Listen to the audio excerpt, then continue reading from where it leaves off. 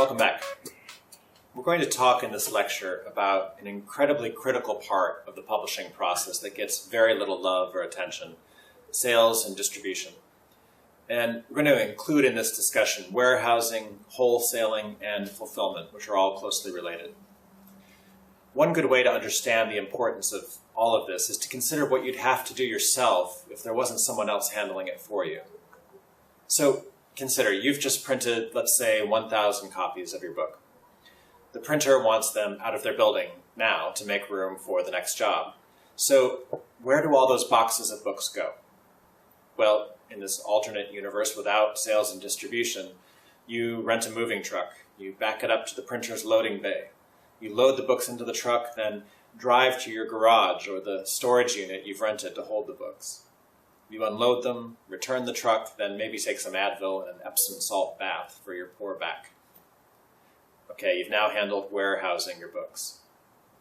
Next, you want booksellers, both brick and mortar bookstores and online retailers such as Amazon, to buy boxes of your books and sell them for you. They'll buy them from you at a wholesale price, about half the cover price, then take responsibility for selling them to individual readers.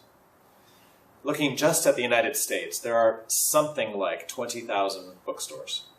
The available stats vary a lot here. Some say as little as 10,000. So, okay, we'll make it easy on you. You only have to approach 10,000 bookstores and convince them each to buy your book. No biggie.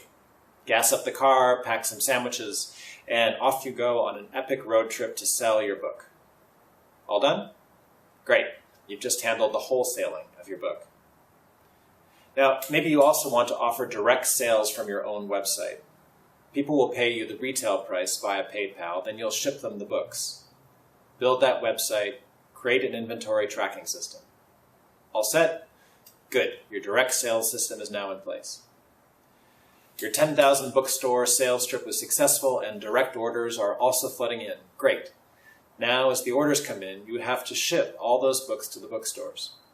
Stock up on shipping labels and prepare to get really familiar with the post office or the UPS store nearest your garage or storage unit as you send those orders out. Fulfillment fulfilled.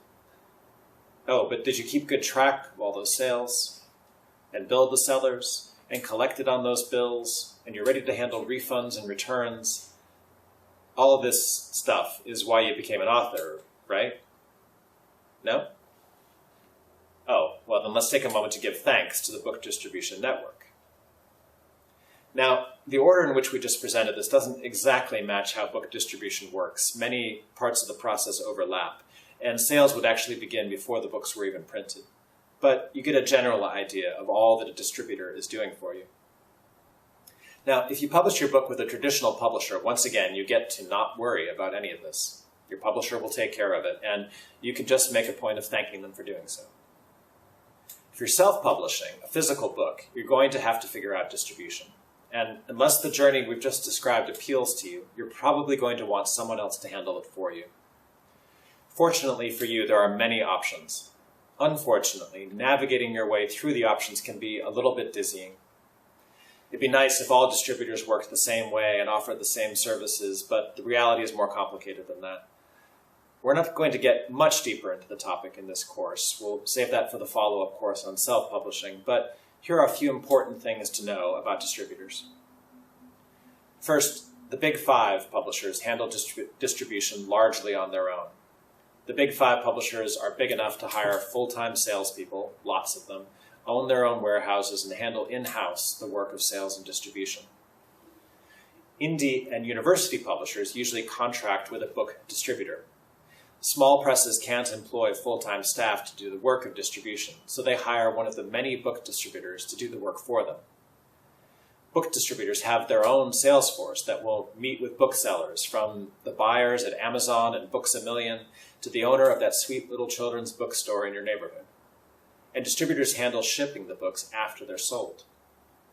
In the United States, the biggest book distributor by far is Ingram Content Group. For a long time, one of the larger competitors to Ingram was Perseus Group, and then Ingram bought Perseus. The biggest remaining competitor to Ingram is Baker and Taylor, and there are many, many more smaller distributors. They all do their work for a percentage of your sales. Now, Next, bear in mind that book wholesalers are not the same as book distributors. The main difference here is in sales. A distributor will actively work to sell your book. They'll send their sales force out into the world and say, here's why you should buy this book. A wholesaler will only respond to orders. A wholesaler warehouses books and fulfills your order, but unlike a distributor, they do not actively seek out orders. Now, this isn't a bad thing, it's just a different service. If you have the ability to handle sales yourself, a book wholesaler can handle fulfillment for a smaller percentage of your revenue than what a distributor would charge. But remember, 10,000 bookstores, at least, in the United States alone. And the book buyer at Books A Million is not going to take a meeting with you. A wholesaler may make sense if, for example, you are an in-demand public speaker and will sell primarily through your speaking engagements. But if you want to see your books on the shelves of bookstores, you probably need not a wholesaler, but a distributor. Finally, do your homework. There are some exploitive, smaller book distributors out there. They'll charge you high fees and will do little or nothing to sell your book. In the next course, we'll go deeply into how to find a reputable distributor. But for now, if you're looking, research your options well and make sure you're dealing with a reputable distributor.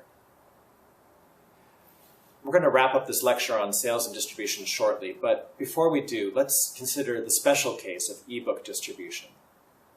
One of the major reasons that ebooks have so disrupted the traditional book business is that ebook distribution is so much easier and has so much less overhead.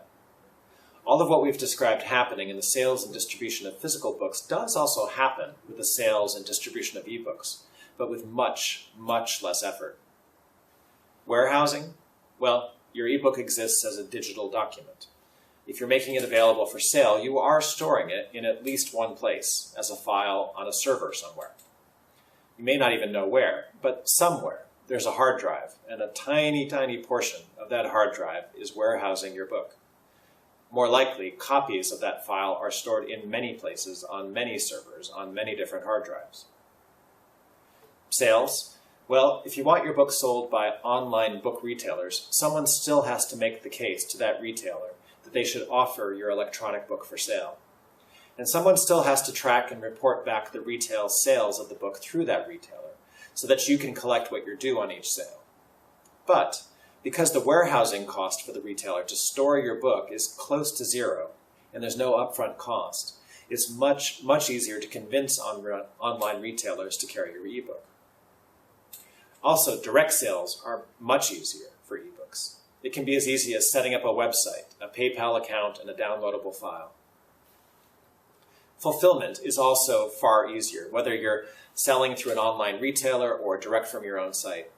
Either way, it's relatively simple to arrange for a reader to download a copy of your ebook over the internet. Now, if you want to sell a lot of copies of your ebook, you're probably much more likely to succeed if the book is available not only through your own website, but through the major online retailers as well. And there's an advantage to having a third party handle all of those credit card transactions, customer complaints, and technical infrastructure. Fortunately, many book distributors offer ebook distribution services in addition to their physical book distribution services. You can also choose to go directly to each online retailer, and you'll be more successful here than you would be with physical books. You can upload your ebook directly to the iBook store, to Google Play, to Amazon. You can choose some of the international ebook sellers, such as Kobo, and sell directly to them. That's all very viable. Or you can make your life even easier by contracting with a book distributor, such as Ingram Content Group, which will let you upload once to Ingram. Then let them handle not only setup, but billing and collection from all of the online retailers, again, for a fee. Okay, we'll go more deeply into the nuts and bolts of that in the self-publishing course, but that gives you a pretty good overview of book sales and distribution. Let's pause now for a bit, then we'll see you in the next lecture. See you soon.